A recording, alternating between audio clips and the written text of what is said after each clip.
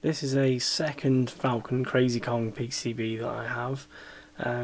This one mostly boots up to static garbage, but this time it actually started up into the game and then crashed. It's kind of indicating bad RAM when that sort of thing usually happens, but I've tested the RAMs and they seem okay. That's the main program RAM there.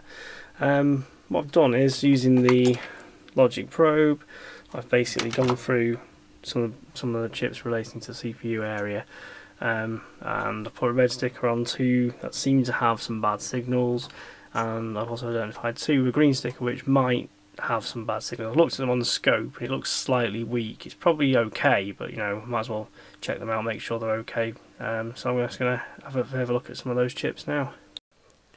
I made an interesting discovery with the two Crazy Kong boards I've got. Both look identical. They've even got the same chips in the same positions on both boards. I've actually gone through pretty much every one and compared them, so I can't see any hardware differences. But basically, I took the ROMs from this board and put them on this board and swapped those over and vice versa, and both boards completely failed to boot when I did that. So it seems that there's some slight hardware difference somewhere that stops the ROMs being swapped over, so it's actually got two different ROM sets. Even if I just try and swap the graphics ROMs over, then the graphics come up completely scrambled on the other board, so even the graphics ROMs are completely different. What I might do in a bit is read some of these in using the EEPROM reader and compare them, see if they match up to any specific sets in MAME, and try and work out what the differences are between the two boards. It's quite interesting. Well, the mystery of the EEPROM sets not being swappable is fairly easy to solve. There's actually little banks of 4 jumper pads on the back that control the address lines on the EEPROMs. Between the two board sets, I think this one has non-standard EEPROMs. It's got the HN426s, so that's the reason why that didn't work before. Okay, on Crazy Kong board number 2, I found one of the chips that's a problem. I've socketed this 107 here in the timing circuit. The original chip back in, you can see the graphics are completely screwed up, text all over the place, and the game crashes a lot. So I'm just going to replace that with a new chip. So that's a new 107 fitted, and straight from the title screen you can see it's a hell of a lot better. There's still a bit of a sprite issue there. You see Donkey Kong sort of floating in midair and keeps going white, and there's a bit of crap around this top area here, and there's a little random blue girder there, and that's all the wrong colour there. So certainly not fixed yet, but massively better by replacing that 107. Still a bit rubbish on there.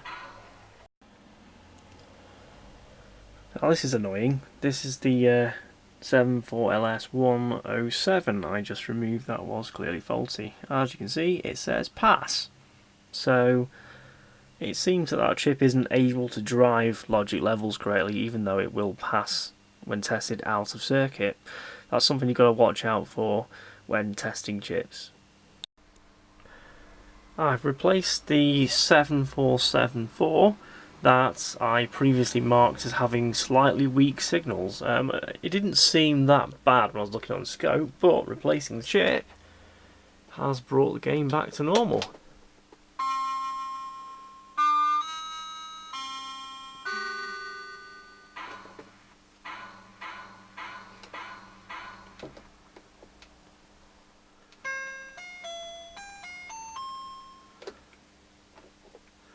Oh, well, there's no run and jump sound.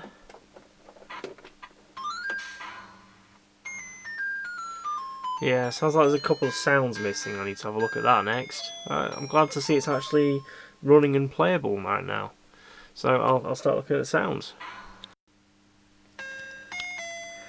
Right, I've just noticed that pressing on one of the sound sample ROMs will actually bring back... Oh, take some fiddling to get it to work. There we go. So I think I need to replace the socket. So I've replaced the socket on this ROM here. These two here contain the samples. There's no coin sound.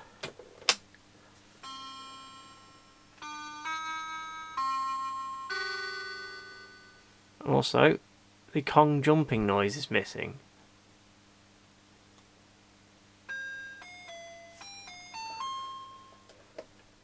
However, the run and jump now works. So, I suspect this socket is probably also bad. So I'm going to change that now. So I've now replaced both of these sound sample EEPROM sockets, and the game should now be 100% fully working. So let's just try coin up. That sound is now present.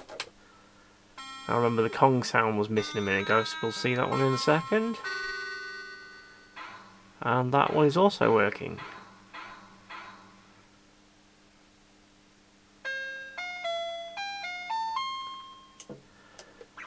And the run sound is working. And the jump. It's actually not overly easy to play Donkey Kong sideways with one hand.